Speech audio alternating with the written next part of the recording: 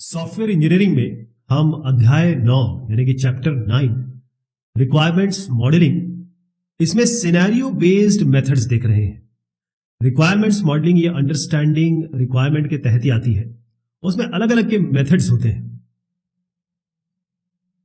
Requirement analysis, जब आप requirement generate करते हैं या यूजर क्या चाहता है, जो स्टेक होल्डर्स क्या चाहते हैं, जब ये आप निकालते हैं उनसे, उसके बाद इसका विश्लेषण होता है, एनालिसिस होता है, थॉट होता है। तो रिक्वायरमेंट मॉडल यानी कि ऐसा मॉडल कोई इसको फिजिकल मॉडल नहीं कह रहे हम, जो भी रिक्वायरमेंट निकल के आई है उसको प्रेजेंट करने के अलग अलग तरीके हैं। वो पहला टेक्निकल प्रेजेंटेशन हो जाता है सिस्टम का, कि ये सिस्टम कुछ इस तरीके से बनने वाला है या दिखाई देगा। रिक्वायरमेंट एनालिसिस, जब रिक्वायरमेंट या फिर जरूरतें यूजर की पता चल जाती है तो उसका जो विश्लेषण होता है, उसके बाद आप क्या क्या निकाल के लाते हैं। विश्लेषण करते क्यों है? विश्लेषण या इसका एनालिसिस इसलिए करते हैं कि हम ये जानना चाहते हैं कि सॉफ्टवेयर या सिस्टम क्या क्या करने वाला है, इसकी ऑपरेशनल कैरेक्टरिस्टिक क्या क्या होगी। दूसरा ये है कि सॉफ्टवेयर जो है वो बहुत सारे सिस्टम के साथ, सिस्टम 1, सिस्टम 2 इसके साथ इंटरेक्ट करने वाला है, तो इनकी इंटरफेसिंग कैसी होगी या इनके साथ ये कैसे काम करने वाला है। इसके अलावा कुछ कंस्ट्रेंट्स होते हैं कि इसके आगे ये काम नहीं करेगा या यहां पर ये काम नहीं करेगा, इतनी इसकी पॉसिबिलिटी है, इतनी नहीं है। तो सॉफ्टवेयर को क्या क्या कंस्ट्रेंट के तहत रहना है और क्या क्या परिधियां या क्या क्या बाउंड्रीज के बाहर जाना है, वो भी इसमें बताया जाता है, वो भी निकल के आएगा।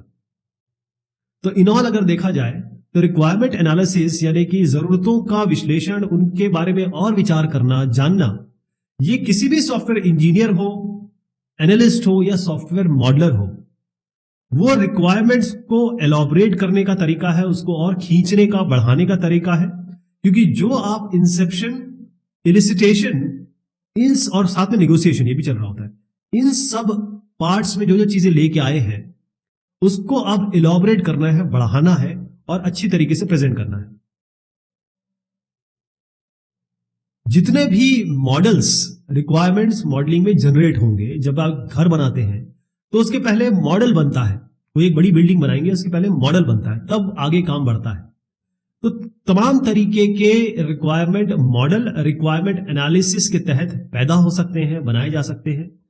जैसे सिनेरियो बेस्ड मॉडल है। अब सिनेरियो बेस्ड मॉडल का मतलब यह है कि जितने भी एक्टर आपने तय किए हैं, जितने भी लोग, चाहे वो, क्योंकि जो भी एक्टर होता है वो एक्सटर्नल होता है आपके सॉफ्टवेयर से, वो जो भी एक्शन करेंगे, वो जो भी काम करेंगे, उनके व्यू से, उनके दृष्टिकोण से, उनके आंखों से हमें देखना है कि रिक्वायरमेंट कैसे बनने वाली है। तो उनका नजरिया होगा इसमें। क्लास ओरिएंटेड मॉडल ऐसे बनते हैं कि जहां पर हम जो भी पूरा सॉफ्टवेयर बनने वाला है उसमें कोशिश करते हैं कि रियल लाइफ जो काम होने वाला है उनको हम ऑब्जेक्ट के रूप में तैयार करें। यानी जो एक वेरिएबल या एट्रीब्यूट होगी पर्टिकुलर चीज की, और इसमें क्या फंक्शन काम करने वाले हैं, ये एक हम क्लास बनाएंगे। और अलग अलग क्लासेस होंगे ना, जैसे क्लास 1 है, क्लास 2 है, इनके बीच में क्या समन्वय होगा, क्या कोलैबोरेशन होगा, वो क्लास ओरिएंटेड मॉडल निकाल के लाता है। बिहेवियर और पैटर्न बेस्ड मॉडल अगर आप बनाने चले तो ये बताएगा कि अगर बाहर से कोई भी एक इवेंट आता है, ट्रिगर आता है, बाहर से कुछ भी ऐसी चीज होती है, तो सॉफ्टवेयर किस तरीके से आप परिवर्तन अपने आप में करता है या बिहेव क्या करता है, या वो किस स्टेट में चला जाएगा। डेटा मॉडल्स आपको ये ध्यान दिलाता है, या डेटा मॉडल्स आप जो बनाते हैं रिक्वायरमेंट एनालिसिस के तहत, तो ये आपको बताएगा इंफॉर्मेशन डोमेन। कहने का मतलब ये है कि आप नेटवर्किंग का प्रोजेक्ट बना रहे हैं तो नेटवर्किंग डोमेन हो जाएगा। अगर आप ईआरपी बना रहे हैं या कोई आप ई कॉमर्स बना रहे हैं तो वो उस तरीके का इंफॉर्मेशन डोमेन होगा जो डेटा मॉडल उसमें कैसे काम करने वाला है। डेटा मॉडल का मतलब है डेटा कैसे आने वाला है, कहां से आने वाला है, किस तरीके से आने वाला है। इसमें एक फ्लो ओरिएंटेड मॉडल भी है। फ्लो ओरिएंटेड मॉडल अगर आप बनाते हैं तो ये बताता है कि जितने भी फंक्शन चल रहे हैं, है ना, कौन कौन से आपके फंक्शनल एलिमेंट्स हैं, मतलब कौन कौन सा ऐसा काम ये करने वाला है। लेकिन इसके साथ एक और चीज ये बताता है कि किस तरीके से हर एक फंक्शन डेटा को परिवर्तित करेगा, ट्रांसफॉर्म करेगा, और वो डेटा का ट्रांसफॉर्मेशन पूरे ऊपर से नीचे तक जहां जहां आप जाएंगे वो उसे हम फ्लो कहते हैं। सॉफ्टवेयर डिजाइनर, क्योंकि जो डिजाइन बनाने वाला है वो इनमें से सबको, या इनमें से जो भी मॉडल उसको सही लगता है जो आप बना के देंगे, इन मॉडल का इस्तेमाल करके वो सॉफ्टवेयर का आर्किटेक्चर बनाएगा, उसकी अलग अलग इंटरफेसिंग बनाएगा, और साथ में जो जो कंपोनेंट इसमें यूज होने वाले हैं यानी कि रीयूजेबल जो फंक्शंस हैं उनको डिजाइन करेगा। तो इन सब का इस्तेमाल करके सॉफ्टवेयर डिजाइनर इसको आगे बढ़ाता है। तो जब आप एक रिक्वायरमेंट मॉडल बना लेते हैं, जैसे मान लीजिए रिक्वायरमेंट मॉडल बनाने के बाद आपने एक एसआरएस बना दिया, सॉफ्टवेयर रिक्वायरमेंट स्पेसिफिकेशन। अब ये काम क्या करेगा? इसका काम यह होगा कि जब पूरा प्रोडक्ट तैयार हो गया तो इसकी क्वालिटी को आप एज अ सॉफ्टवेयर टीम या डेवलपर कह लें, और साथ में एक कस्टमर, ये सॉफ्टवेयर टीम का मेंबर है, ये कस्टमर, ये लोग इस एसआरएस के तहत पूरे सॉफ्टवेयर की क्वालिटी बता सकते हैं। लेकिन ये तभी हो पाएगा जब सॉफ्टवेयर डेवलप हो जाएगा। Overall objectives and philosophy. जब भी हम रिक्वायरमेंट मॉडलिंग के बारे में बात करते हैं और एनालिसिस मॉडलिंग के बारे में बात करते हैं, तो हम यहां पर बताना चाहते हैं व्हाट, हाउ नहीं, कोई कौन कौन सा काम होने वाला है ये हम बताएंगे, कैसे होने वाला है ये नहीं बताएंगे, क्योंकि शुरुआती दौर है। ये रिक्वायरमेंट एनालिसिस या सिनेरियो बेस्ड जो हम बात कर रहे हैं, या जहां जैसे भी हम रिक्वायरमेंट मॉडलिंग या एनालिसिस मॉडलिंग कर रहे हैं, यहां पर हम डिटेल में नहीं जाएंगे। तो कोई भी रिक्वायरमेंट मॉडल जो भी अभी आपको मैंने अलग अलग बताया, इसके बारे में आगे भी बताऊंगा। इन मॉडल्स का मेन ध्येय क्या होता है, ऑब्जेक्टिव क्या होता है, कि भाई यूजर को चाहिए क्या। और दूसरा कि जब आप रिक्वायरमेंट मॉडल या एनालिसिस मॉडल बना लेते हैं तो वो आगे काम करता है सॉफ्टवेयर डिजाइन के लिए, क्योंकि डिजाइन इन्हीं के तहत बनेगा। और उसके अलावा एक बार जो सॉफ्टवेयर बन गया तो इन रिक्वायरमेंट जो आपने बना लिए ना, इनका वैलिडेशन किया जा सके या इनका वेरिफिकेशन किया जा सके। तो यहां पर एक एनालिसिस मॉडल या रिक्वायरमेंट एनालिसिस मॉडल जो आप बनाएंगे वो एक ब्रिज का काम कर रहा है सॉफ्टवेयर डिस्क्रिप्शन और डिजाइन मॉडल के बीच में। यानी एक सिस्टम का जो डिस्क्रिप्शन है, जो भी सिस्टम मतलब सॉफ्टवेयर की बात हो रही है, जब सिस्टम का डिस्क्रिप्शन आपके हाथ में आएगा और इससे आपको डिजाइन बनाना है, तो बीच में आपको एनालिसिस मॉडलिंग करनी पड़ेगी। यानी कि एक जो गैप होता है रिक्वायरमेंट आने और डिजाइन के बीच में, वो ये पूरी करता है एनालिसिस मॉडल, रिक्वायरमेंट मॉडल। जितने भी रिक्वायरमेंट मॉडल के एलिमेंट्स हैं या पार्ट्स हैं, अगर आप जो भी बनाते हैं, वो पूरी तरीके से डिजाइन के साथ एक तरीके 101 आप ट्रेस कर सकते हैं। जैसे आप डिजाइन 1, डिजाइन 2 इस तरीके से आर्किटेक्चर बनाना चाह रहे हैं, तो वो आप कहीं ना कहीं इससे रिलेट करेंगे, ये कहीं ना कहीं आप इससे रिलेट करेंगे। तो कई सारी ऐसी बात है, ये जो एनालिसिस और डिजाइन मॉडलिंग के बीच में आप देखें, ये एक पार्ट है जो कॉमन है। कहने का मतलब, इसको दिखाने का मतलब यही है कि एनालिसिस का कई पार्ट डिजाइन तक चलता है और डिजाइन का कई पार्ट एनालिसिस में भी रहता है। कहने का मतलब एनालिसिस और डिजाइन ये कई ऐसे पोर्शन है जहां पर ये साथ चलते हैं। मतलब डिजाइन में भी आप एनालिसिस देखेंगे, एनालिसिस के समय भी डिजाइन हो रहा होगा, ये चलता है, क्योंकि ये आप देख रहे हैं इसके बीच में एक इंटरसेक्शन पॉइंट है। कोई भी रिक्वायरमेंट एनालिसिस या एनालिसिस मॉडलिंग, इसके कुछ रूल ऑफ थंब है, यानी इसके कुछ रूल्स है, रेगुलेशन है, नियम है, कानून है। आर्नो साहब और न्यूस्टैट, इन्होंने कहा कि जब आप एनालिसिस मॉडल बनाएंगे, जब आपके पास रिक्वायरमेंट बेसिक आ गई, उसका आपको एनालिसिस मॉडल बनाना है, तो उसके लिए आपको क्या क्या करना पड़ेगा या उसके पीछे आपके दिमाग में क्या होना चाहिए। पहली चीज ये है कि आपको उन रिक्वायरमेंट के बारे में सोचना है जो बिजनेस डोमेन के हिसाब से आपने जनरेट की होगी। कहने का मतलब ये है कि पूरा सिस्टम जो है उसको बड़े रूप में या इसका एब्स्ट्रैक्शन बहुत हाई लेवल पे होना चाहिए। अभी लो लेवल पे मत जाइए, अभी आपको बहुत अंतर्निहित नहीं घुसना है इसके अंदर। अभी आपको पूरी तरीके से रिक्वायरमेंट पूरे एक सिस्टम को डिफाइन कर सके, उसके बिजनेस डोमेन एक्चुअल किस काम के लिए बन रहा है ये सॉफ्टवेयर। हर एक जो रिक्वायरमेंट मॉडल का एलिमेंट होगा वो सॉफ्टवेयर रिक्वायरमेंट की चीजों को बढ़ाना चाहिए। जैसे ये सॉफ्टवेयर रिक्वायरमेंट आपने जनरेट की गई, एनालिसिस मॉडल बना लिया। एनालिसिस मॉडल आप तभी सही काम करेगा या आपने सही बनाया जब ये सॉफ्टवेयर रिक्वायरमेंट की चीजों को आगे बढ़ा रहा है, उसमें वैल्यू दे रहा है। ठीक है जी। अगर मैं आपको 2/3 लिख दूं, आप बोलेंगे ये क्या है, ये किसी घर का एड्रेस है क्या? मैं कहूंगा नहीं, मैं कह रहा हूं 2/3। तो ये जो मैंने बनाया ये तो रिक्वायरमेंट में आया, ये जो मैंने बनाया एनालिसिस मॉडल में आया, तो मैंने वैल्यू ऐड की इसमें। एक और चीज ये होती है कि हम जो अंदर की बात करें, चाहे हम इंफ्रास्ट्रक्चर के बारे में बात करें या फिर कुछ ऐसे मॉडल्स के बारे में बात करें जो नॉन फंक्शनल रिक्वायरमेंट को दिखा रहा है या बाकी चीजों के बारे में, तो वो अंटिल डिजाइन यानी डिजाइन तक आप छोड़ दीजिए, वो डिजाइन में बात करेंगे। अभी आपको थोड़ा उसके कंसिडरेशन को अभी नहीं लेना है। जो कपलिंग होती है सिस्टम में वो थोड़ा सा कम करना है। कपलिंग का मतलब ये होता है कि ये एक पार्ट है और ये दूसरा पार्ट है। इनके बीच में आप अगर आपने क्लोज रिलेशनशिप बना दी, मतलब कुछ इसका पार्ट यहां भी हो रहा है, कुछ इसका पार्ट यहां भी हो रहा है, तो ये कपलिंग ज्यादा हो जाएगी। आपको जितने भी रिक्वायरमेंट और उसके हिसाब से आगे डिजाइन के बारे में सोचना है कि ये पार्ट्स बिल्कुल अलग अलग होने चाहिए। ये ध्यान रखिएगा कि जो भी आप एनालिसिस मॉडल या रिक्वायरमेंट मॉडल या रिक्वायरमेंट एनालिसिस कर रहे हैं, वो स्टेक होल्डर को कुछ वैल्यू ऐड करके दे। मतलब जब आप रिक्वायरमेंट मॉडल उसके सामने रखें यूजर के सामने, तो वो उसको समझ सके। आपने रिक्वायरमेंट्स को ही अगर सामने दर्ज कर दिया तो इस एनालिसिस या रिक्वायरमेंट इंजीनियरिंग का कोई फायदा तो है नहीं, है ना। सबसे इजी बात यह है और सबसे इंपॉर्टेंट बात यह है कि आपको चीजें इजी रखनी है। क्यों? क्योंकि स्टेक होल्डर्स को समझाना है। अब उनको समझा पाओगे आप कैसे मॉडल, तभी घर का मॉडल क्यों बनाते हैं, ताकि उस मॉडल को जिसका घर बनना है वो देख के समझ जाए कि मेरी खिड़कियां यहां लगनी है, मेरा जो पार्किंग है इधर होगी। अगर वो यही नहीं समझ पाए तो आपने मॉडल क्यों बनाया? डोमेन एनालिसिस, डोमेन का मतलब यह है कि मान लीजिए मैं कंप्यूटर साइंस में काम करता हूं तो मेरा डोमेन हो गया, लेकिन अगर कंप्यूटर साइंस में नेटवर्किंग में काम करता हूं तो ये मेरा एक डोमेन, प्रॉपर डोमेन हो गया। नेटवर्किंग में भी मैं केवल स्विचेस में काम करता हूं, लैन पे काम करता हूं, ये मेरा एक बहुत जबरदस्त डोमेन हो गया। डोमेन का मतलब होता है कौन सा काम स्पेसिफिक है, किस एक परिधि में, किस एक एरिया में, फील्ड में काम हो रहा है। तो यहां पर बात आती है एनालिसिस पैटर्न की। अब जितने भी सॉफ्टवेयर डेवलपर हैं या बड़े बड़े पोजीशन पे प्रोजेक्ट लीड, प्रोजेक्ट मैनेजर, वो जो भी लोग हैं वो जानते हैं कि कहीं ना कहीं ऐसी चीजें होती हैं जो कॉमन प्रॉब्लम है, कॉमन दिक्कतें किसी एक फील्ड में आती आती। नेटवर्किंग में आप जाएंगे, आपको टीसीपी यूडीपी आपको एक्सेस करना है, इस प्रोटोकॉल को करना है, सॉकेट के थ्रू करेंगे, पाइप के थ्रू करेंगे, कैसे करेंगे, ये सब कॉमन प्रॉब्लम्स हैं जो पता है।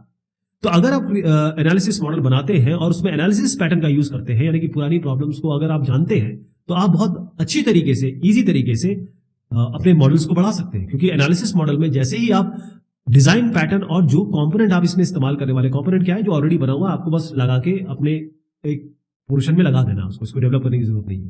तो इसको जैसे ही आप लगाएंगे तो आपका फास्टर डेवलपमेंट हो जाएगा, है ना, यानी बहुत फास्ट तरीके से मार्केट में पहुंचेगा, कॉस्ट भी आपका कम होगा।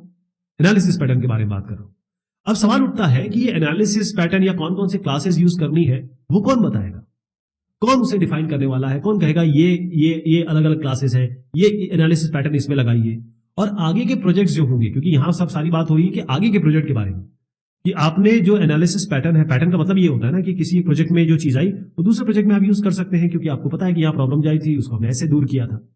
तो इसका काम करता है डोमेन एनालिस्ट, और इस काम को हम कहते हैं डोमेन एनालिसिस। डोमेन एनालिसिस समझ गए आपका क्या है? फायर स्मिथ साहब कहते हैं कि ये जो डोमेन एनालिसिस है वो करती क्या है।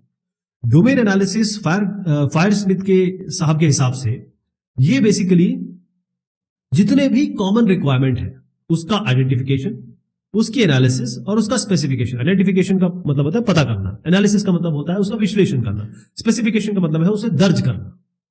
किसी भी स्पेसिफिक एप्लीकेशन डोमेन, जैसे मैंने आपको नेटवर्किंग का एग्जांपल लिया, उसको अलग अलग प्रोजेक्ट में जो यूज हो चुका है उसका रीयूज हम कर सके अपने इस एप्लीकेशन डोमेन में, अगर वो भी नेटवर्किंग का है तो। क्योंकि उसका काम क्या होता है, सॉफ्टवेयर डोमेन एनालिसिस या डोमेन एनालिस्ट का उसका काम यही है कि अभी इस पर्टिकुलर जगह पे काम कर रहा है, हम क्या क्या यहां लगा सकते हैं, क्या क्या चीजें रीयूज कर सकते हैं। ऑब्जेक्ट ओरिएंटेड डोमेन एनालिसिस जहां तक बात आती है, अगर इस फील्ड में हो रही है, अगर ऑब्जेक्ट ओरिएंटेड वे में चल रहे हैं, तो इसका मतलब क्या है कि भाई कौन सी क्लासेस यूज करनी है, कौन से ऑब्जेक्ट्स यूज कर रहे हैं, कौन सी सब असेंबलीज होंगी, कौन सा फ्रेमवर्क यूज करना है, किसी स्पेसिफिक डोमेन में, किसी स्पेसिफिक एप्लीकेशन डोमेन में कौन कौन सी क्लासेस और ऑब्जेक्ट यूज करनी है, वो भी ये डोमेन एनालिसिस का काम है। तो डोमेन एनालिसिस का जो लक्ष्य है वो ये होता है कि हमको क्लासेस बनानी है एनालिसिस का, या फिर कहें पैटर्न। ऐसे पैटर्न बनाने नहीं है, और अगर नहीं है तो बनाएंगे, और ऑलरेडी है, एग्जिस्ट करते हैं, तो उसका पुनः इस्तेमाल कर लेंगे। तो डोमेन एनालिसिस कोई ऐसा नहीं है कि इस यहीं पर काम आती है, ये पूरे के पूरे प्रोजेक्ट में, यानी कि पूरे सॉफ्टवेयर प्रोसेसेस में, सॉफ्टवेयर डेवलपमेंट लाइफ साइकिल में एक अम्ब्रेला एक्टिविटी है, ये चलती ही रहती है। जैसे एक डोमेन एनालिस्ट का काम क्या होगा, मान लीजिए एक बहुत बड़ा मैन्युफैक्चरिंग एनवायरनमेंट है, बहुत बड़ी मैकेनिकल इंडस्ट्री है, वहां पर एक मास्टर टूल स्मिथ है कि जिसको जो काम है उस हिसाब से वो उसको डिवाइस बना के दे देते हैं, वो उसको एक इक्विपमेंट बना के दे देते हैं। तो जो टूल स्मिथ का काम क्या है, उसका काम यही है कि ऐसे टूल बनाना जो बहुत सारे लोग एक जैसे कामों में लेकिन अलग अलग प्रोजेक्ट में यूज करते हैं। Many people doing similar but not the same job, यानी यहां पर एक प्रोजेक्ट 1 है या प्रोजेक्ट 2 है, दोनों एक ही जैसा काम कर रहे हैं लेकिन अलग अलग प्रोजेक्ट में काम कर रहे हैं, तो टूल्स में तुमको ये प्रोजेक्ट ये बना के दे देगा, बोलेगा यार ये तो यहाँ भी यूज हो रहा है, यहाँ भी यूज हो रहा है। तो इस तरीके से समझिए इसको। अब यहाँ पर डोमेन एनालिसिस में क्या चीज निकल के आती है कि इसमें इनपुट क्या जाएंगे और आपको आउटपुट क्या मिलेगा। आउटपुट क्या मिलने वाला है, डोमेन एनालिसिस मॉडल, ये मिलेगा ना। तो इसके लिए हम जानकारी कहां से लाएंगे, यानी डोमेन के बारे में कैसे पता चलेगा। मान लीजिए आप मेडिकल साइंस के लिए कोई सॉफ्टवेयर बना रहे हैं, तो आपको नॉलेज कहां से आएगा, उसका टेक्निकल लिटरेचर होगा जो इस मेडिकल साइंस के फील्ड में इस पर्टिकुलर काम के लिए जितने भी एप्लीकेशंस हैं, आप कस्टमर का सर्वे कर सकते हैं, लोगों की एडवाइस ले सकते हैं, मेडिकल फील्ड के जो एक्सपर्ट्स हैं, और जो आज की रिक्वायरमेंट है, आज की जरूरत है, उसके बारे में आप पता कर सकते हैं। वो सब डोमेन एनालिसिस में डालेंगे। और इसके बाद निकल के आता है कि क्लास कौन कौन से होंगे, इनका रीयूज कैसे किया जाएगा, इनका फंक्शन मॉडल कैसे हो गया, डोमेन की लैंग्वेजेस क्या होंगी, लैंग्वेज यानी कि हम प्रोग्रामिंग लैंग्वेजेस वगैरह की बात कर सकते हैं यहाँ पे। और फाइनली आपका डोमेन एनालिसिस मॉडल निकल के आएगा। रिक्वायरमेंट मॉडलिंग या एनालिसिस, इसके अलग अलग अप्रोच है, यानी इसके अलग अलग तरीके, पहले का और अभी का। स्ट्रक्चर्ड एनालिसिस जो है वो पहले का तरीका है जो आज भी यूज होता है। इसमें हम मेनली डेटा के अराउंड बात करते हैं, है ना। डेटा और प्रोसेस फंक्शन ये दोनों को अलग अलग माना जाता है, और ये जो डेटा है ये डिसाइड करेगा कि इसके फंक्शन, इसकी कैरेक्टरिस्टिक क्या होगी और इनके बीच में रिलेशनशिप क्या होगी। यानी कि डेटा ऑब्जेक्ट्स ये बताते हैं कि एट्रीब्यूट और रिलेशनशिप क्या होगी, ठीक है जी। तो जो प्रोसेस है वो इस तरीके से काम करेंगे, यानी कि फंक्शन जो बनाए जाएंगे इस डेटा के लिए वो ऐसे बनाए जाएंगे कि भाई ये फंक्शन इस डेटा को चेंज कर रहा है, कैसे ट्रांसफॉर्म कर रहा है। अब इसको इस तरीके से समझिए कि ऑब्जेक्ट ओरिएंटेड एनालिसिस ये भी एक रिक्वायरमेंट मॉडलिंग का एक तरीका है। यहां पर हम डेटा पे ध्यान नहीं देते, यहां पर हम क्लासेस के बारे में बात करते हैं, यहां पर हम ऑब्जेक्ट्स के बारे में बात करते हैं, और इन क्लासेस का आपस में क्या रिलेशनशिप है, स्पेशली कस्टमर की जरूरतों के हिसाब से। इसको थोड़ा और अगर मैं थोड़ा डिटेल में बताऊं तो स्ट्रक्चर्ड मतलब ये है, इसकी मेथोडोलॉजी वो है जो हमारी कन्वेंशनल तरीके की software development life cycle, waterfall और ये स्पाइरल वगैरह है। ऑब्जेक्ट ओरिएंटेड आज के जमाने का इटरेटिव इंक्रीमेंटल तरीका है। स्ट्रक्चर जो है वो फंक्शंस पे ज्यादा ध्यान देता है, ऑब्जेक्ट ओरिएंटेड ऑब्जेक्ट्स पे ध्यान देता है, तभी ऑब्जेक्ट क्लासेस निकल के आती हैं। स्ट्रक्चर में जो रिस्क है थोड़ा ज्यादा है, ऑब्जेक्ट ओरिएंटेड में कम है, लेकिन रीयूज इसमें स्ट्रक्चर में थोड़ा कम होता है। ऑब्जेक्ट ओरिएंटेड में क्योंकि आपने क्लासेस बना दी, अब उन क्लासेस का रीयूज हो सकता है। स्ट्रक्चर क्योंकि बहुत जमाने से चला आ रहा है, मेच्योर है, काफी ज्यादा यूज होता है। ऑब्जेक्ट ओरिएंटेड इमर्जिंग है, लेकिन अभी ये काफी ज्यादा यूज होने लगा है। स्ट्रक्चर जब आपका प्रोजेक्ट बिल्कुल डिफाइंड हो, आपकी यूजर की रिक्वायरमेंट जरूरतें बिल्कुल क्लियर हो, तब आप यूज कर सकते हैं। ऑब्जेक्ट ओरिएंटेड खासतौर पे जहां पर बहुत बड़े बड़े रिस्की प्रोजेक्ट है और यूजर की रिक्वायरमेंट तमाम तरीके से चेंज हो रही है। तो अगर ये फेजेस में देखें, एनालिसिस फेज और डिजाइन फेज में, स्ट्रक्चर में आप डीएफडी बनाएंगे, ER analysis, structure English, decision table tree लेंगे, लेकिन ऑब्जेक्ट ओरिएंटेड में आप यहां पर यूज केसेस मॉडल बनाएंगे, ऑब्जेक्ट मॉडल बनाएंगे, मतलब आपके तरीके अलग हो जाएंगे। डिजाइन में अगर आप आएंगे तो बाकायदा एक डेटाबेस का पार्ट अलग डिजाइन होगा, जीयूआई का पार्ट अलग डिजाइन होगा। यहां पर आप ऑब्जेक्ट ओरिएंटेड में जब आएंगे तो फिजिकल डेटाबेस डिजाइन कर रहे हैं, डिजाइन एलिमेंट्स में क्या क्या आ जाएंगे, एक आर्किटेक्चर, क्लासेस में आपको बताना पड़ेगा क्लासेस कौन कौन सी बनेगी, कौन सी रखनी है, कौन सी क्लास को दो भाग में तोड़ना है, कौन सी क्लासेस को कंबाइन कर देना है, और उसके साथ डिजाइन कंपोनेंट भी आ जाएंगे, फाइनल डिजाइन होगा जीयूआई का। रिक्वायरमेंट मॉडलिंग अप्रोचेस में जो scenario based, data, class oriented, flow oriented, behaviour, ये हमने देखे, ये अलग अलग तरीके हैं। अब ये इसमें आप सारे भी बना सकते हैं, इसमें आप कुछ भी बना सकते हैं।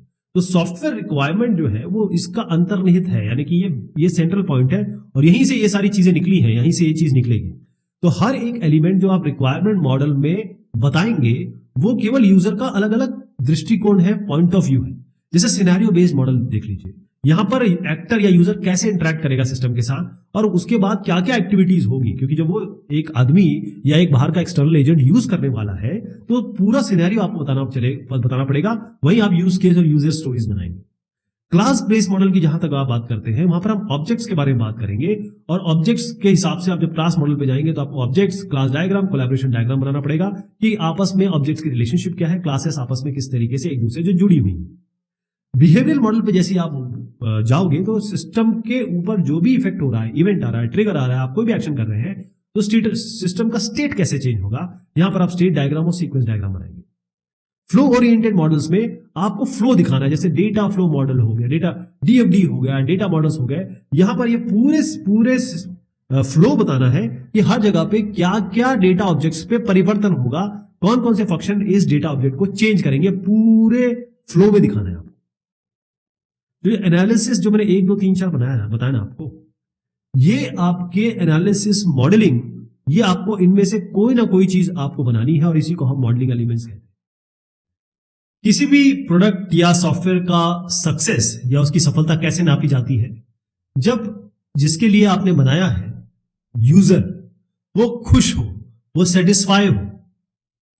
अगर एंड यूजर या एक्टर, कोई भी जो सिस्टम या सॉफ्टवेयर के साथ इंटरैक्ट करने वाला है, उसके साथ काम करने वाला है, अगर इसे अच्छे से समझ लिया जाए तो सॉफ्टवेयर टीम आराम से जो रिक्वायरमेंट्स मिली है, यूजर की जो जरूरतें हैं, उनके हिसाब से एनालिसिस और डिजाइन मॉडल बना सकती है। अब यहां पर देखेंगे कि ये रिक्वायरमेंट मॉडलिंग या एनालिसिस मॉडलिंग के कुछ चित्र हैं, ये यूएमएल के चित्र हैं, इनके बारे में चर्चा करेंगे और ये कैसे बने हैं इसमें भी बात करेंगे। तो जब भी हम रिक्वायरमेंट मॉडलिंग के बारे में बात करते हैं, यूएमएल यानी कि यूनिफाइड मॉडलिंग लैंग्वेज, इसमें हम बहुत सारे सिनेरियोज बनाते हैं। सिनेरियोज यानी ऐसा होगा तो ऐसा होगा, ऐसा होगा तो कैसा होगा। उसके लिए हम ये यानी कि यूज केसेस या ये एक्टिविटी डायग्राम या ये स्विम लेन डायग्राम्स, ऐसे बहुत सारे डायग्राम्स हैं। जब आप यूज केस बनाते हैं तो एलिस्टर साहब ने, इनका नाम काफी बार आ गया है और आपको इनका नाम याद रखना है क्योंकि सॉफ्टवेयर इंजीनियरिंग में बहुत बड़ा नाम है। तो कॉकबर्न साहब कहते हैं कि यूज केस होता क्या है? ये कॉन्ट्रैक्ट फॉर बिहेवियर है। इसका मतलब एक यूजर या एक एक्टर कैसे सिस्टम के साथ काम करेगा, वो कैसे बिहेव करेगा और उसी के अनुरूप सिस्टम कैसे बिहेव करेगा, सॉफ्टवेयर कैसे बिहेव करेगा। या ये भी कह सकते हैं कि यूज केस कैप्चर करता है, जैसे आप फोटो खींचते हैं ना, तो जो प्रोड्यूसर्स हैं और कंज्यूमर्स हैं, प्रोड्यूसर कौन से हो गया? सॉफ्टवेयर हो गया एक तरीके से। कंज्यूमर कौन हो गया? जो इसे यूज करेगा। और इंफॉर्मेशन का आदान प्रदान या इंफॉर्मेशन कैसे चेंज हो रही है, सिस्टम द्वारा या जो यूजर है उसके द्वारा। तो हम क्या करेंगे, यूज केस बनाने का तरीका देखते हैं। एनालिसिस मॉडलिंग में बहुत सारी चीजें बनती है, जैसे मैंने बताया यूज केस बनता है, स्विम लेन बनता है, एक्टिविटी बनता है, स्टेट डायग्राम बनता है। तो यूज केस किसी भी एक्टर के नजरिए से, जो भी सिस्टम को यूज, सॉफ्टवेयर को यूज करने वाला है, उसके नजरिए से क्या होना चाहिए, क्या होगा, क्या होगा, यूज केस वो डिस्क्राइब करता है, वो बताता है। अब उसके लिए लिखेंगे क्या हम? क्योंकि यूज केस ठीक है, समझ तो गए हम, लिखना भी तो है, बनाना भी तो है। और कितना ज्यादा लिखना है, कितना कम लिखना है, कितना ज्यादा डिस्क्राइब करना है इसको, ये सवाल उठते हैं। और इन सवालों का जवाब कैसे मिलेगा? क्योंकि हमको ऑर्गेनाइज भी करना है। मतलब यूज केस को लिखने के तरीके क्या है, what to write about, use case में लिखेंगे क्या। देखिए, आपको याद होगा कि जो रिक्वायरमेंट इंजीनियरिंग प्रोसेस है, इसमें शुरुआती दौर यानी कि इंसेप्शन और इलिसिटेशन यानी कि थोड़ा सा उसको बड़ा करना, यानी खींचना और थोड़ा उभार के लाना रिक्वायरमेंट को, ये सब आपको यूज केस की इंफॉर्मेशन देंगे कि यूज केस में होना क्या है। इसके अलावा रिक्वायरमेंट गैदरिंग की मीटिंग्स होती है। मैंने बताया था कि आपको यूजर के साथ, स्टेक होल्डर के साथ मीटिंग करनी पड़ेगी। ऐसे बहुत सारी तकनीक है, जैसे QFD, इसके बारे में भी हम चर्चा कर चुके हैं। वो तकनीकें हैं, उसमें हम आप ये जानेंगे कि भाई एक्टर कौन कौन से हो सकते हैं, यानी स्टेक होल्डर कौन कौन से हैं जो इसे यूज करने वाले हैं। प्रॉब्लम यानी कि जो सॉफ्टवेयर है उसका स्कोप क्या है, क्या परिधि है उसकी, क्या करना चाहता है ये, और जितने भी फंक्शनैलिटी या फिर फीचर है वो आप यहां पर देखेंगे। और फिर प्रायोरिटीज, कौन सा काम पहले करना है, कौन सा काम बाद में करना है। जो भी फंक्शनल रिक्वायरमेंट है वो सब आपको, मतलब फंक्शनल रिक्वायरमेंट मतलब फंक्शन, ऐसी रिक्वायरमेंट जिससे फंक्शन निकल के आ रहे हैं कि ये काम होना है इसमें। और अगर आप ऑब्जेक्ट ओरिएंटेड के बारे में बात करते हैं तो कौन सी वस्तुएं, जिसे हम ऑब्जेक्ट कहते हैं, बेसिकली ऑब्जेक्ट क्लास का इंस्टेंसिएशन होता है, तो हमको ये बताना है कि कौन कौन से ऑब्जेक्ट यूज होंगे और सिस्टम के द्वारा कौन कौन से ऑब्जेक्ट मैनिपुलेट होंगे।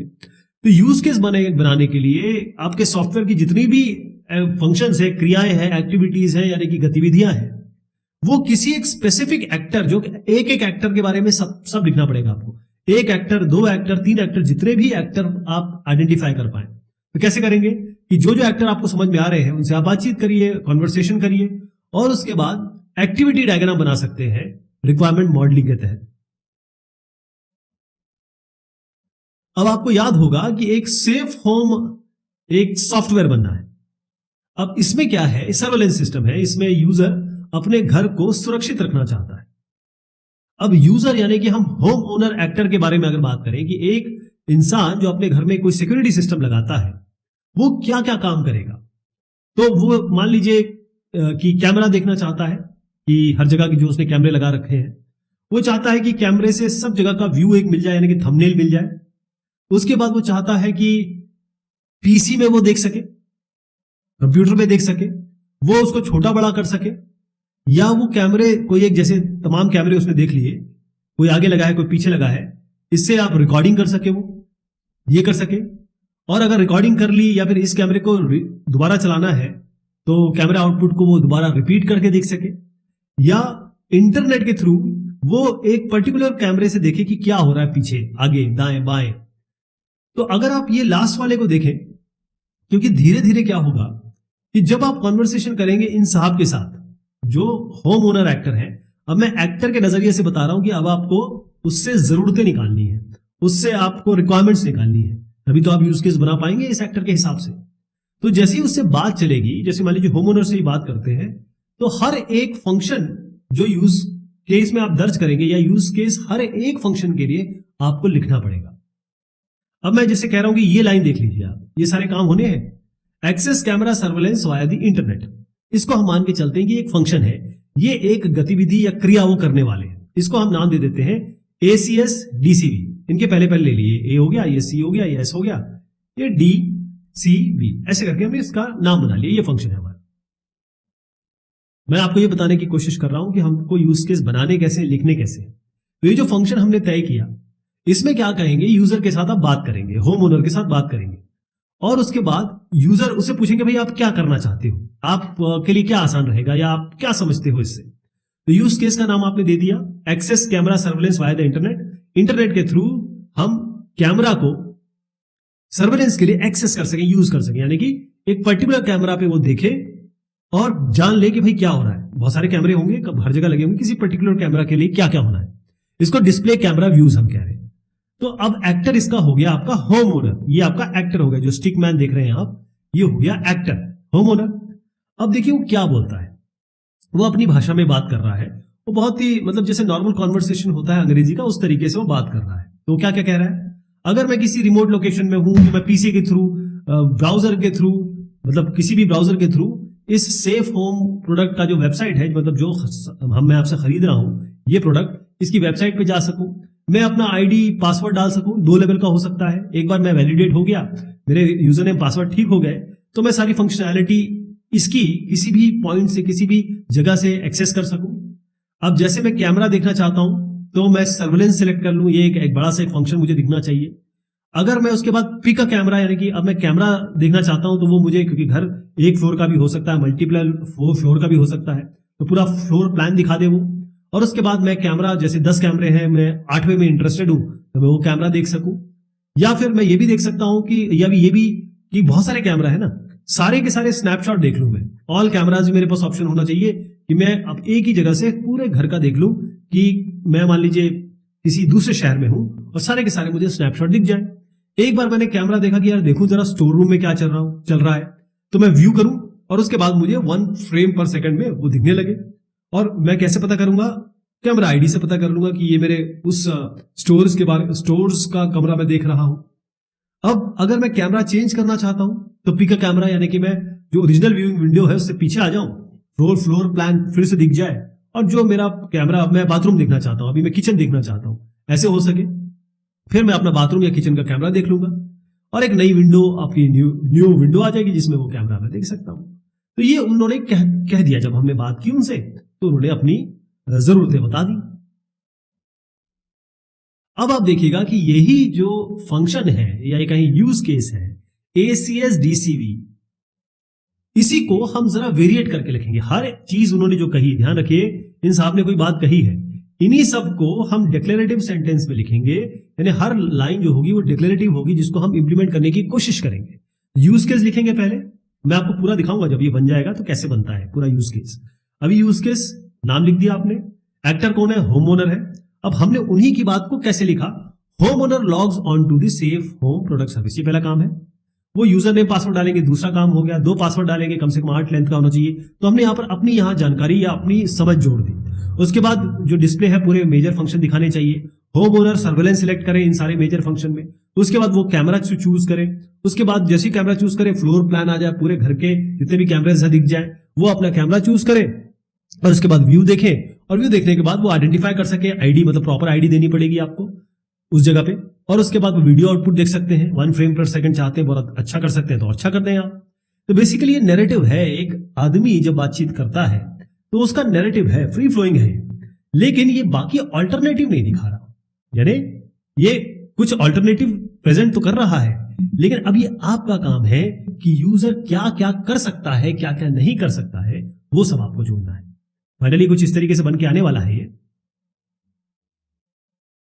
अब एक चीज इसमें और बता दूं आपको कि जो यूज केस है अभी ये बिल्कुल फ्री फ्लोइंग है और इसमें कुछ जैसे मैंने कहा ना, कोई ऑल्टरनेटिव नहीं दिखा रहे हैं कि ये होगा तो क्या करेंगे, ये होगा तो क्या करेंगे। कोई इसमें ऑल्टरनेटिव्स नहीं दिखाए गए हैं, यानी कि इफ एंड एल्स वाली बात नहीं आई है। तो इसी को हम प्राइमरी सिनेरियोस कहते हैं। अब ये जो ऑल्टरनेटिव सिनेरियोस है ये जरूरी है, क्योंकि जब तक आप ये होगा तो क्या होगा, वो नहीं होगा तो क्या नहीं होगा, जब तक ये नहीं बताएंगे तब तक आपका यूज केस पूरा नहीं माना जाएगा। क्योंकि सॉफ्टवेयर का मतलब ये है, सॉफ्टवेयर में इफ, एल्स, स्विच, ये सब जो केसेस दिए जाते हैं प्रोग्रामिंग लैंग्वेज में, वो इन्हीं चीजों को तो इंप्लीमेंट करने के लिए दिए जाते हैं। इसीलिए जो प्राइमरी सिनेरियो है जो बन चुका है, अब इस पे और सवाल पूछे जाएंगे। क्या पूछे जाएंगे? क्या एक्टर इसके अलावा या इस पॉइंट पे कोई और एक्शन ले सकता है, कोई और काम कर सकता है, कोई और चीज सिलेक्ट कर सकता है? अगर मान लीजिए कोई एरर कंडीशन आ जाए यूजर के सामने, तो वो क्या करेगा? क्या ये हो सकता है कि हर बार एक ही बिहेवियर हो, या कोई दूसरा बिहेवियर हो, या कुछ और करने पर कुछ और बिहेवियर हो गया हो? अगर ऐसा है तो क्या क्या बिहेवियर हो सकते हैं? तो इसमें क्या कर रहे हैं, ये जो सारे मैंने आपको अभी गिनाए हैं, इसमें छठवां और सातवां देखिए जरा। हमको अब सेकेंडरी सिनेरियो बनाना है। प्राइमरी सिनेरियो तो मैंने आपको दिखा दिया, यूजर ने जो बोला उसी को हमने डिक्लेरेटिव सेंटेंस में लिख लिया और उसमें नई जानकारियां जोड़ने की कोशिश की। और अब इसको हम सेकेंडरी सिनेरियो पे ले जाएंगे, यानी कि हम ऑल्टरनेटिव्स भी जोड़ेंगे, यानी कि अलग अलग ऑप्शंस डालेंगे इसमें कि यूजर जो क्या क्या ऑप्शंस चूज कर सकता है। तो छठवां सातवां मैंने आपको बताया, छठवां फिर से बता देता हूं। Home owner selects pick a camera, the system displays the floor plan of the house. अब इसमें देखिए क्या सवाल आप पूछेंगे। Can the actor take some other action at this point? ये मैंने आपको बताया था, यही सवाल पूछ रहे हैं। बिल्कुल सही है, हाँ ले सकता है। कैसे? एक्टर ये हो सकता है कि वो सारे के सारे कैमरा का एक साथ स्नैपशॉट देखना चाहे, घर मतलब बालकनी का भी देखना चाहे, स्टोर का भी देखना चाहे, सीढ़ियों का भी देखना चाहे। इसका मतलब एक नया सिनेरियो इसमें बन रहा है। View thumbnail snapshot for all cameras, यानी कि सारे कैमरे को एक साथ दिखाइए। नई चीज आ गई ना इसमें। अब दूसरा सवाल क्या पूछना है, is it possible that the actor will encounter some error condition at this point? क्या इस पॉइंट पे एरर आ सकती है, एक्सेप्शन आ सकता है, कोई ऐसी चीज आ सकती है जब यूजर उसके लिए तैयार ना हो? बिल्कुल। एक फ्लोर प्लान जो बनाना है, और हर एक फ्लोर प्लान, जैसे ये घर है, अब इस फ्लोर में क्या है, इस कमरे में क्या है, यहां पर क्या है, ये तो कॉन्फ़िगर ही नहीं किया गया। अब आपको पहले इसको कॉन्फ़िगर करना पड़ेगा, यानी इसको पहले बताना पड़ेगा, तब तो वो देख पाएगा। हर एक घर जो है अलग होता है। हर एक घर में जब भी ये आप इंस्टॉल करेंगे तो हर घर में अलग तरीके से आपको कॉन्फ़िगर करना पड़ेगा। तो नई चीज आ गई यहाँ पर। तो इसका मतलब अगर वो पिक कैमरा पे गया और पहले ही कॉन्फ़िगर नहीं हुआ है कि ये कैमरा कहाँ का, ये कैमरा कहाँ का है, किस कमरे का है, तो वो क्लियर आ जाएगा, भैया अभी आप तो फ्लोर प्लान तो आपने बताया ही नहीं है, कॉन्फ़िगर ही नहीं किया। आ गई ना प्रॉब्लम। इसी को हम ऑल्टरनेटिव्स कहते हैं। यही हम सेकेंडरी सिनेरियो बना रहे हैं। क्या ये is it possible that the actor will encounter some other behaviour at this point? कोई और बिहेवियर हो सकता है, जरूर हो सकता है। कोई एक अलार्म कंडीशन आ गई, इसका मतलब ये है कि सिस्टम कुछ अलार्म दिखाने लगा, टाइप, लोकेशन, सिस्टम एक्शन, और एक्टर को बहुत सारे ऑप्शन दे दिए, है ना, कि भाई कौन सा अलार्म आपको चलाना है, कौन सा अलार्म बंद करना है। क्योंकि बेसिकली सिक्योरिटी सिस्टम का मतलब यही है कि वो अलार्म बजाएगा, है ना। अब क्योंकि इतना कॉम्प्लेक्स है कि कौन सा अलार्म कब बजना है, किस सिचुएशन में बजना है, कौन सा ऐसा है जैसे लोकेशन आपके लिए ज्यादा जरूरी है, उस लोकेशन पे अगर जरा सा भी कुछ आपको दिखता है तो अलार्म बज जाए, तो फिर ये हो गया बड़ा कॉम्प्लेक्स। क्योंकि इसमें बहुत सारे बनेंगे सिनेरियोस, बहुत सारे ऑप्शन, बहुत सारे दाएं बाएं वाले रास्ते बनेंगे। तो इसका मतलब यह है कि अलार्म कंडीशन एनकाउंटर्ड ये एक अलग से यूज केस आपको लेना पड़ जाएगा, इसको अलग से यूज केस बनाएंगे आप, क्या रहेगा।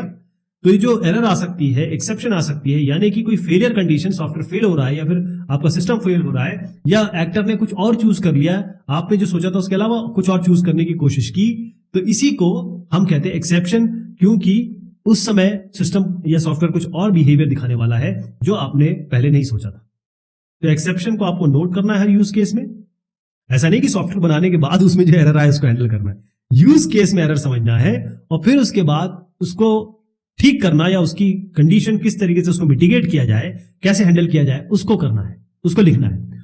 और कभी कभी जैसे मैंने बताया ना कि ये जो कंडीशन आ गई, यानी कि ये बहुत बड़ी कंडीशन आ गई, इसमें मल्टीपल हो सकते हैं, है ना, उसके लिए आपको जो एक्सेप्शन है, एरर जिसे हम कह रहे हैं, उसके लिए आपको नया यूज केस बनाने की कोशिश करनी चाहिए या बनाना चाहिए।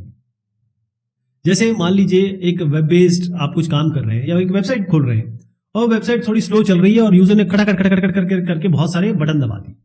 अब यहां पर आपने देखा कि यूजर वेट कर रहा है, उसको समझ नहीं आ रहा है कि यार ये चल क्यों नहीं रहा, और उसने बहुत सारे बटन दबा दिए। तो कॉकबर्न साहब कहते हैं कि यहां पर brain storming session, brain storming मतलब लोग बैठ के बात करते हैं और उससे कुछ निकल के आता है। तो पूरे एक्सेप्शन निकालने के लिए सबको साथ बैठ के ब्रेन स्टॉर्म करना पड़ेगा। इसका मतलब ये है, उन्होंने कहा कुछ ऐसे सवाल पूछिए, are there cases in which some validation function occurs during this use case, इस पर्टिकुलर यूज केस में क्या कोई वैलिडेशन फंक्शन होगा, है ना, क्योंकि जब यूजर एक्सेस कर रहा होगा कैमरा या फिर अपना सिक्योरिटी सिस्टम कहीं और से, तो ये प्रॉब्लम तो आ सकती है। Are there cases in which support function or actor will fail to respond appropriately, मान लीजिए कि कोई कैमरा है वो ठीक से कनेक्टेड नहीं है तो उसको इनको जानकारी नहीं मिल पा रही है, ये भी हो सकता है। Can poor system performance result in unexpected और प्रॉपर यूज एक्शंस, अब देखिए सेफ होम वाला काम तो आपने अच्छा कर दिया, आपने बना दिया सॉफ्टवेयर, लेकिन अगर वो कहीं और से एक्सेस कर रहा है वेब बेस्ड, तो फिर कैसा होगा, ये तो सारा लिंक पे डिपेंड हो गया। ये सारी कंडीशन भी आपको हैंडल करनी पड़ेगी। अब ऐसा हो सकता है कि एक यूज केस में ऐसी एक्टिविटीज हो, क्रिटिकल कॉम्प्लेक्स एक्टिविटी हो, या ये कहें क्रिटिकल एक्टिविटी में बहुत सारे एक्सेप्शंस आ रहे हैं, बहुत सारे नजरिए आ रहे हैं, बहुत सारे रास्ते आ रहे हैं, ये होगा तो वो होगा, वो होगा तो वो क्यों नहीं होगा, ये सारी चीजें आ रही हैं। तो यहां पर आपको एक फॉर्मल तरीका अपनाना पड़ेगा, तभी काम बन पाएगा। यानी कि आपको यूज केस टेम्पलेट लेके बाकायदा यूज केस लिखना पड़ेगा। तो ACS DCV जो हमने शुरुआत में बात की, इसके यूज केस कैसे बनने वाले हैं वो यहां पर देखिए। आप यहां पर यूज केस का नाम लिख रहे हैं, आप इटरेशन बता रहे हैं, भाई आपने कब किया, इसका बाकायदा नाम लिखेंगे अपना, और उसके बाद प्राइमरी एक्टर जैसे हमने होम ओनर बताया। अब इसका गोल क्या होता है, गोल का मतलब ये होता है कि पूरा ये काम क्या करने वाला है, जो ये आपका यूज केसेस का काम क्या है। इसका काम क्या है, to view output of camera place throughout the house from any remote location by the internet, internet के थ्रू किसी भी जगह बैठ के हम पूरे घर के कैमरा को पता कर सकें, देख सकें। इसकी प्री कंडीशन क्या है, प्री कंडीशन ये है, वो बताता है कि इस काम को होने से पहले क्या क्या चीजें हो जानी चाहिए थी, है ना, मतलब सही हो जानी चाहिए थी। प्री कंडीशन तो क्या हो सकता है, पहले तो कॉन्फ़िगर होना चाहिए सिस्टम, आईडी और पासवर्ड ठीक से आपने कॉन्फ़िगर किए हुए डाले हुए हो, ये होना चाहिए। ट्रिगर क्या हो सकते हैं, ट्रिगर ये हो सकते हैं कि किसने इस पर्टिकुलर यूज केस की शुरुआत की, किसने इसको शुरू किया। जैसे यूजर कहीं बैठ के सोचता है चलो देख लूं घर में कुछ ऐसा वैसा तो नहीं हो रहा है, तो ये आपका ट्रिगर कंडीशन हो गई, वो यहां पर आप देख लीजिए। सिनेरियो क्या हो गए, सिनेरियो वो हो गए कि एक्टर क्या क्या काम करेगा और उसके रिस्पांस क्या होने चाहिए, मतलब सिस्टम का रिस्पांस क्या होने चाहिए। तो ये सारी चीजें मैंने आपको बताई, जो हमने आगे भी पीछे भी डिस्कस किया, वो सारे आप सिनेरियो में लिखेंगे। एक्सेप्शंस जरूरी है, एक्सेप्शंस क्या है वो ये निकाल के लाएगा, जहां पर आपको रिफाइनमेंट चाहिए, यूज केस और क्लीन होगा, सिनेरियो और बढ़िया होगा। क्योंकि जब तक आप इफ एल्स ये सब चीजें नहीं डालेंगे, जिंदगी में, लाइफ में आप कहीं भी सीधा रास्ता नहीं देखेंगे, रास्ता हमेशा मुड़ेगा। ये रास्ता कहां जा रहा है, ये रास्ता कहां जा रहा है, ये आपको हर जगह हैंडल करना पड़ेगा। तो UML ये बहुत शानदार चीज है, यूनिफाइड मॉडलिंग लैंग्वेज, जहां पर ये कॉम्प्लेक्स सिनेरियो को, जहां डिफिकल्ट सिनेरियो है उसको हम बता सकते हैं, दर्शा सकते हैं। तो आप ये देखिए एक यूज केस बताने की कोशिश की गई है, और यहां पर भी आप देखिए कि ये जो यूज केस है इसको कैसे कैसे दर्शाया गया है। कैसे यूज केस जो है इसमें ये ओवल से बताया गया है, home owner access camera surveillance via the internet. ये क्या हो गया, ये ओवल शेप में, अंडे के शेप में जो है, इसी को हम यूज केस कहते हैं। किसके साथ इंटरेक्ट कर रहा है, बाहर, ये तो आप एक्सटर्नल सिस्टम है, एक्सटर्नल एजेंट है, साथ में कैमरा भी तो एक्सटर्नल है ना, हार्डवेयर पार्ट है, वो भी इसके साथ इंटरेक्ट कर रहा है। तो यूज केस का काम ये होना चाहिए कि ये जो जो काम करने वाले इनका एक्शन क्या होगा और उस क्या काम करवाना चाहते हैं इससे, और उस रिक्वायरमेंट पे बेस होना चाहिए। नॉन फंक्शनल रिक्वायरमेंट जो है एनएफआर, जैसे परफॉर्मेंस हो गई, यूजेबिलिटी हो गई, अवेलेबिलिटी हो गई, वो सब इसमें नहीं आती है, इस स्टेट में नहीं आती है। तो आप देख लीजिए, इसका एक बाकायदा एक टेम्पलेट है और उस तरीके से आपको दर्ज करना है, ऐसा ही लिखना है। क्लियर? अब यूएमएल यानी कि यूनिफाइड मॉडलिंग लैंग्वेज, इसमें एक्टिविटी डायग्राम होता है। वो क्या करता है, क्योंकि अब यहां पर बहुत सारे इंटरेक्शन हो रहे हैं, फ्लो ऑफ इंटरेक्शन, यानी कि अगर मुझे 5,000 रुपए मिलेंगे तो मैं शूज खरीदूंगा, अगर मुझे 2,000 मिलेंगे तो मैं शर्ट खरीदूंगा। ऐसे कितने सारे कॉम्बिनेशन बना सकता हूं, है ना। तो अगर आप एक्टिविटी डायग्राम का यूज करेंगे तो जो यूज केस है उसमें आप चीजें ऐड कर रहे हैं। किसी भी एक स्पेसिफिक सिनेरियो या यूज केस में आपको फ्लो पता चल जाएगा। कैसे फ्लो पता चलेगा? देखिए, ये बिल्कुल फ्लो चार्ट की तरह है, इसको बहुत ध्यान से देखिएगा, ये शुरुआत से एंड तक मैं बताता हूं आपको। इसमें हो क्या रहा है कि इसमें एक्टिविटी डायग्राम ये फ्लो चार्ट की तरह होता है। इसमें आप देखिए, ये जो यूज हो रहा है इसको हम कहते हैं राउंडेड रेक्टेंगल, मतलब ये ऐसा रेक्टेंगल नहीं है, यहां से राउंडेड है, ठीक है जी। ये जो राउंडेड रेक्टेंगल है ये एक फंक्शन बताएगा, यूज केस का एक फंक्शन बकायदा बता रहा है ये। और ये जो एरोज हैं, यहां जो एरोज आप देख रहे हैं, ये आपको फ्लो दिखा रहा है, यही तो फ्लो चार्ट में होता था। ये जो डायमंड है ये डिसीजन दिखा रहा है, यानी कि ब्रांचिंग डिसीजन। 5,000 आया तो शूज लेंगे, 2,000 आएगा तो शर्ट लेंगे। और हर एक जो एरो है वो खाली नहीं छोड़ेंगे, वो लेबल्ड होगा, इसमें कुछ ना कुछ लिखा होगा क्यों है ये। और जो सॉलिड हॉरिजॉन्टल लाइंस होती है वो पैरेलल एक्टिविटीज को दिखाती हैं, इसका मतलब उनको इस तरीके से दिखाया जाता है। यहां पर आप एक्टिविटी दिखाएंगे ऐसे, जैसे एक एक्टिविटी दिखा दी, दूसरी एक्टिविटी दिखा दी, यूं करके, और इसको कंबाइन कर सकते हैं बाकी कॉम्बिनेशन। और इसके लिए हमारे पास ये डिसीजन डायमंड है।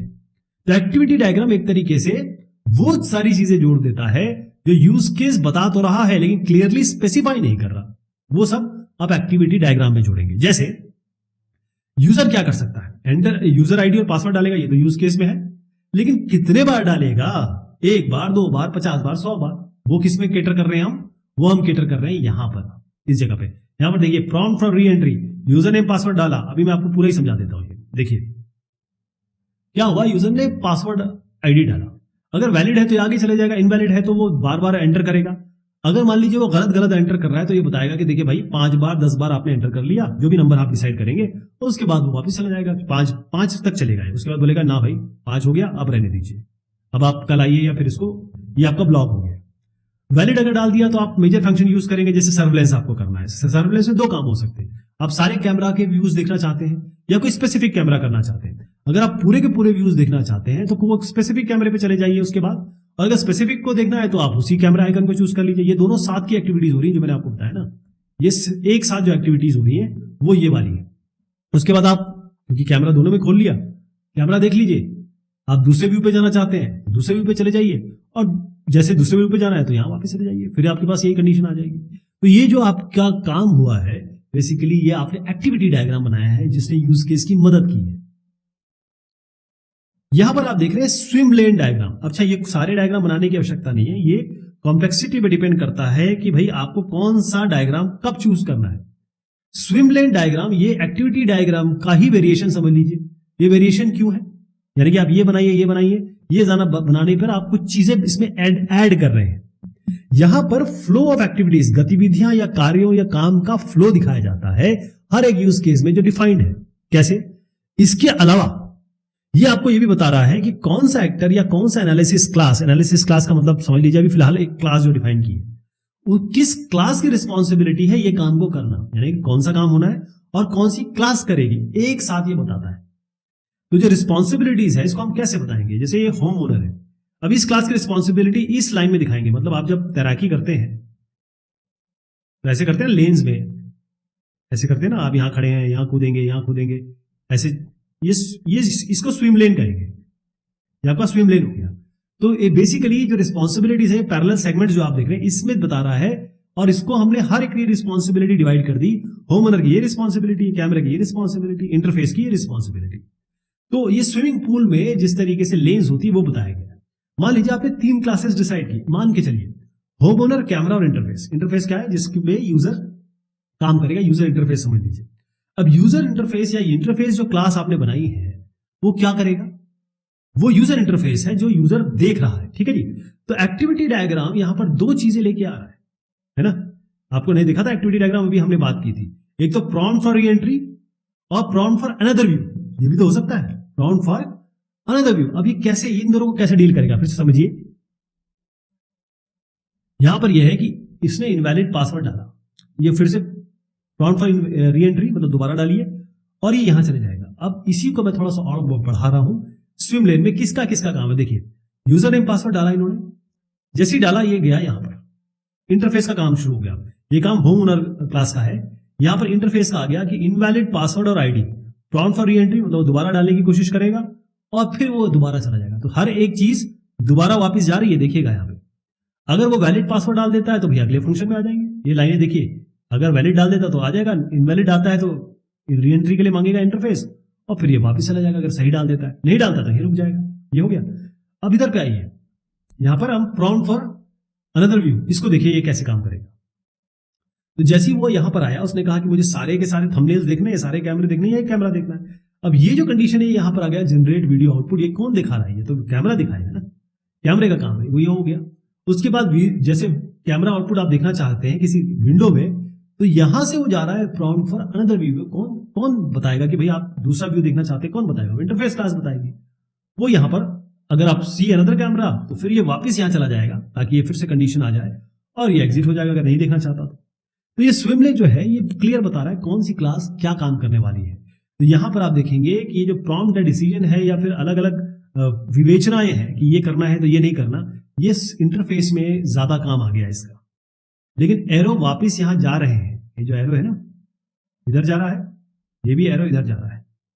काम होने के बाद वो वापस पहुंच जाएगा क्योंकि होम ओनर का मेन काम चल रहा है। चलिए साहब, ये बात हुई। अब आप थोड़ा सा आइडिया लग गया होगा आपको कैसे यूएमएल का यूज करते हैं और कैसे कैसे हम अलग अलग तरीके से यूसेज सिनेरियो बनाते हैं यूएमएल को यूज करके। धन्यवाद।